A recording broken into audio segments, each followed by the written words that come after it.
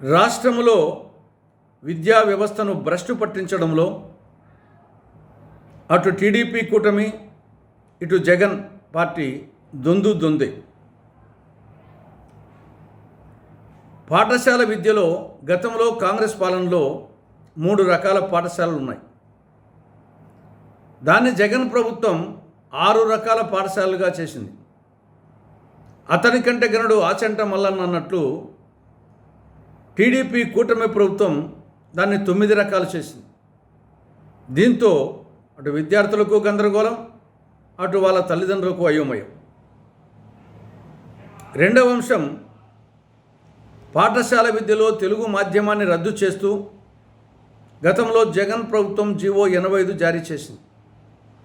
ఇది ఒక చారిత్రక తప్పిదం. కూటమి అధికారంలోకి వస్తే జీవో 85ను రద్దు చేస్తాం, పాఠశాల విద్యలో తెలుగు మాధ్యమాన్ని పునరుద్ధరిస్తామని టీడీపీ కూటమి నాయకులు చెప్పారు, చంద్రబాబు నాయుడుతో సహా అందరూ. అధికారంలోకి వచ్చే సంవత్సరమైనా ఆ జీవో 85 కంటిన్యూ అవుతూ ఉంది.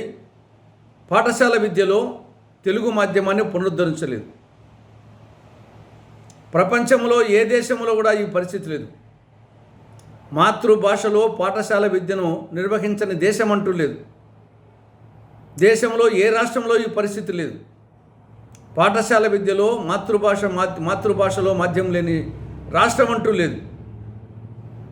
అలాంటిది తొలి భాషా ప్రయుక్త రాష్ట్రంగా ఏర్పడిన ఆంధ్రప్రదేశ్లో పార్టీ పేరే తెలుగుదేశం అని పెట్టుకున్నటువంటి తెలుగుదేశం కూటమి పాలనలో పాఠశాల విద్యలో తెలుగు మాధ్యమం లేకపోవడం ఇది చాలా విచిత్రం, విడ్డూరం. ఇది సిగ్గుచేటైన విషయం. ఎన్టీఆర్ ఆత్మ శోభిస్తుంది. మీరు ఇలాగే కొనసాగించాలనుకుంటే మీ పార్టీ పేరు మార్చుకోండి. తెలుగుదేశం బదులు ఇంగ్లీష్ దేశం అని మార్చుకోండి.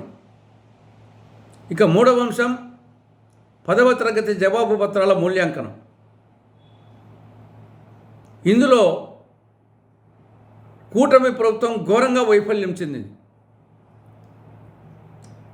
66,363 మంది రీకౌంటింగ్కు రీవెరిఫికేషన్కు అప్లై చేసుకుంటే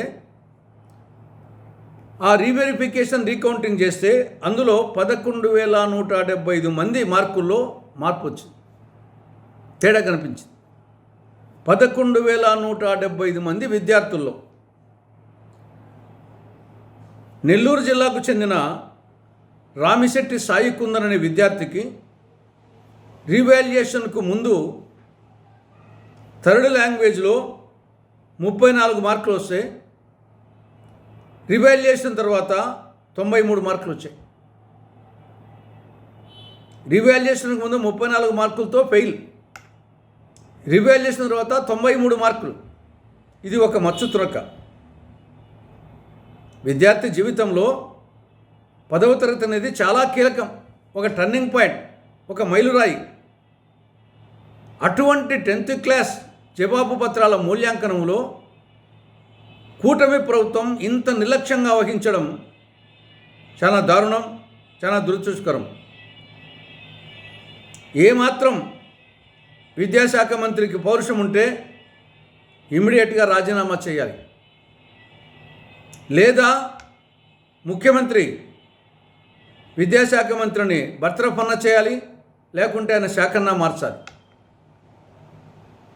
సొంత శాఖ నిర్వహించలేని లోకేష్ను అనేదో వీరుడు సూర్యుడు విక్రమార్కుడు అని చెప్పేసి తెలుగుదేశం నాయకులు కీర్తించి ఆయనకు వర్కింగ్ ప్రెసిడెంట్ చేయాలంట. ఆయన వస్తేనే పార్టీ బతుంట, లేకుంటే ఈ రాష్ట్రం కానీ ఆ పార్టీ కానీ బతకమంట.